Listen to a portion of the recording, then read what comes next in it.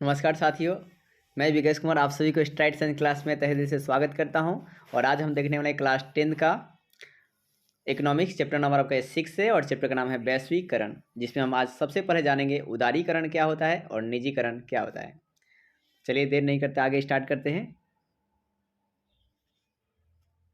तो पहला टॉपिक है हमारा उदारीकरण यानी कि लिबराइजेशन क्या होता है। तो सबसे पहले ध्यान दीजिएगा कि व्यापार के नियमों में छूट दे देना या अनावश्यक जो प्रतिबंध होते हैं उसे हटा दिया जाता है, तो उसे उदारीकरण कहते हैं। जैसे मान लीजिए कोई विदेशी कंपनी है और वो भारत में व्यापार करना चाहती है, अपना कंपनी को लगाना चाहती है, और नियम भारत सरकार ने कुछ नियम लगाया है जो अनावश्यक नियम है, तो उस नियम को क्या करते हैं, ढील दे देती है या छूट दे देती है, तो उसी को कहा जाता है उदारीकरण। अब है दोस्तों को आर्थिक सुधार के लिए भारत में उदारीकरण की नीति को कब अपनाया गया था? तो 1991 में अपनाया गया था। कब अपनाया था? 1991 में। आप याद रखेंगे उदारीकरण की नीति को कब अपनाया था? 1991 में अपनाया था। कहला अपनाया गया था? तो आर्थिक सुधार के लिए अपनाया गया था। दूसरा हमारा पॉइंट है निजीकरण। तो अब हम देखने वाले हैं उदारीकरण यानी कि प्राइवेटाइजेशन। तो देखिए, सार्वजनिक क्षेत्र को जब सरकार प्राइवेट कंपनियों को कार्य करने के लिए दे देती है, जब सार्वजनिक क्षेत्र को क्या करती है कि प्राइवेट कंपनियों को कार्य करने के लिए दे देती है, तो उस व्यवस्था को ही निजीकरण कहते हैं। और भारत में निजीकरण की व्यवस्था कब स्टार्ट हुई थी? ये भी आपका 1991 में। ये भी किसके लिए चलाया गया था? तो आर्थिक सुधार के लिए। मतलब भारत में आपका उदारीकरण भी आपका आर्थिक सुधार के लिए। अब इसको कब लाया गया भारत में? तो 1991 में। और निजीकरण भी कब? 1991 में। नोट, निजीकरण की प्रक्रिया पूंजीवाद की ओर हमें लेकर जाती है और प्रकृति के मतलब आपका है क्या, नज़र रखते हुए हमें आगे बढ़ना चाहिए। अब हमारा है वैश्वीकरण। तो वैश्वीकरण है ग्लोबलाइजेशन। तो है क्या, वह प्रक्रिया जिसमें विश्व के विभिन्न अर्थव्यवस्था का एकीकरण किया जाता है, तो उसे वैश्वीकरण कहते हैं। अब देखिए, एक है ब्रैंको मिलनोविक। इनके अनुसार इनका कहना है कि वैश्वीकरण का अर्थ जो है वस्तु, पूंजी और लोगों के विचार का स्वतंत्र प्रवाह। यानी कि वैश्वीकरण होता है जिसमें वस्तु का ही प्रवाह होता है, मतलब वस्तु एक देश से दूसरे देश में जाती है। फिर पूंजी भी आपका एक देश से दूसरे देश में जाता है। लोगों का विचार भी एक देश से दूसरे जाता है। जैसे कि आप सुने होंगे नूडल्स। तो नूडल्स जो है वो आपका कहाँ का है? चीन का है। और ये चीन से कहाँ आया? हमारे भारत में आया है। और इसी बार सेवैया, जैसे सेवैया हम लोग की तरफ बनता था, लेकिन आज क्या विदेशों में भी सेवैया जो है प्रचलित है। वैश्वीकरण उदारीकरण वैश्वीकरण जो है उदारीकरण और निजीकरण का परिणाम है। मतलब वैश्वीकरण किसका परिणाम है? तो उदारीकरण और निजीकरण का परिणाम है। अब है क्या कि वैश्वीकरण का लाभ क्या है? तो रोजगार में बढ़ी है। वैश्वीकरण कारण क्या, मतलब कंपनी लगेगा तो उसमें क्या, मजदूरों के लिए मतलब उसमें काम करने के लिए लोग चाहिए, तो इसमें क्या रोजगार में वृद्धि हुआ है। फिर नई तकनीकों का आगमन हुआ है, मतलब नया नया टेक्नोलॉजी आया है वैश्वीकरण कारण। और उससे देखकर क्या हुआ कि हम लोग भी मतलब नई टेक्नोलॉजी का उपयोग किए। अब हानि क्या हुआ?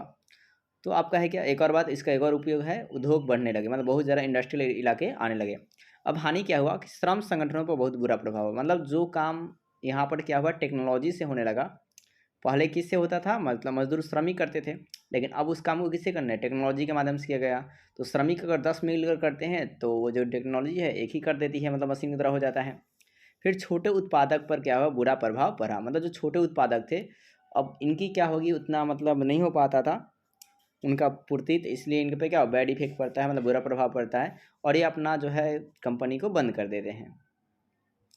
तो ये आपकी हानियाँ हो गई। अब है वैश्वीकरण का प्रभाव। देखते हैं बिहार पर क्या प्रभाव पड़ा। तो इसका सकारात्मक और नकारात्मक दोनों प्रभाव पड़े। पहला हम जानते हैं सकारात्मक प्रभाव क्या पड़ा।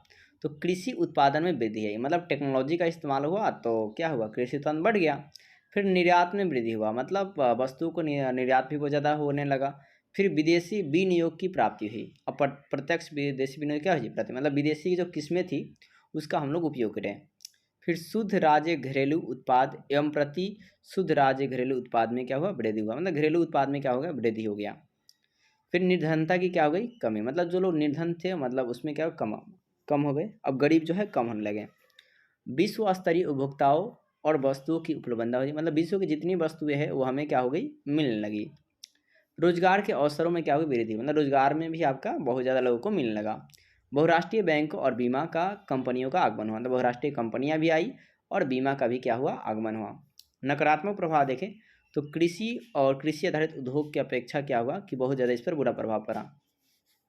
क्योंकि हुआ क्या कि मतलब जो भी विदेशी बीज थे वो आपका है क्या भारत में आने लगे और वहाँ पे समुन्नत किस्मों का बीज बोए जाने लगा, मतलब हाइब्रिड का ज़्यादातर इस्तेमाल होने लगा, जिससे क्या हुआ कि देसी नस्ल के जो बीज थे वो आपके ख़त्म होने लगे। फिर इसी प्रकार आपका है क्या कुटीर और लघु उद्योग जो है इस पर भी प्रभाव पड़ा, मतलब जो भी छोटे उद्योग थे वो भी क्या हुआ नष्ट होने लगे, क्योंकि बड़े बड़े उद्योग जो है आने लगे थे।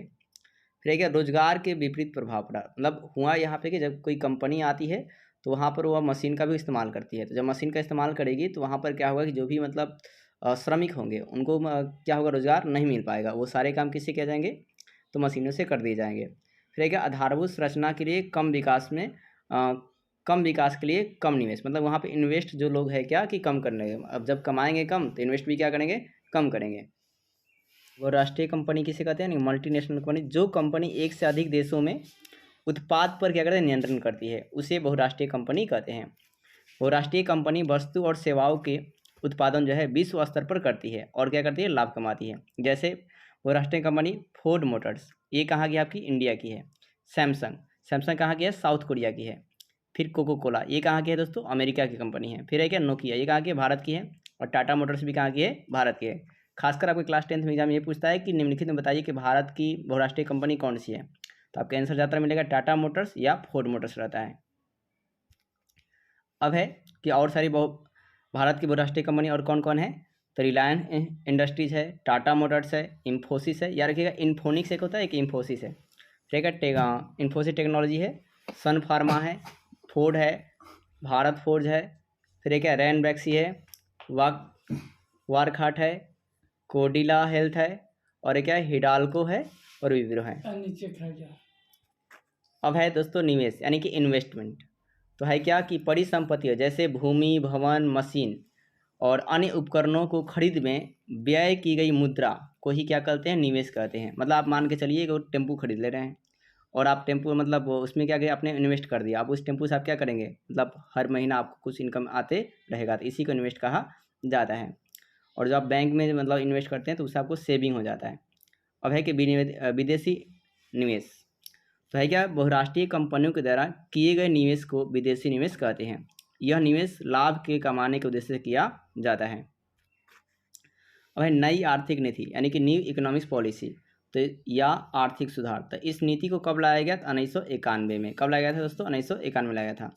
इसका उद्देश्य क्या था उत्पादन स्तर को सुधार लाना, मतलब ज़्यादा ज़्यादा उत्पादन को बढ़ावा देना, फिर उत्पादन क्षमता को बढ़ाना, तकनीक पर ज़्यादा उपयोग करना मतलब टेक्नोलॉजी का उपयोग कीजिए, फिर आपका है क्या कि आर्थिक विकास के दर को बढ़ाना, फिर है क्या विश्वव्यापी संसाधन का उपयोग करना, मतलब विश्व में जितने भी संसाधन उन सभी का उपयोग करना और प्रकृति को ख्याल में रखते हुए करना, फिर है क्या वित्तीय क्षेत्र में सुधार लाना, फिर है क्या आधुनिक व्यवस्था को अपनाना, मतलब जो भी आधुनिकरण में दुनिया में चल रहा है उसको अपनाना, उसके तरीके मतलब जैसा डिमांड हो वैसा ही वस्तुओं का उत्पादन किया जाएगा।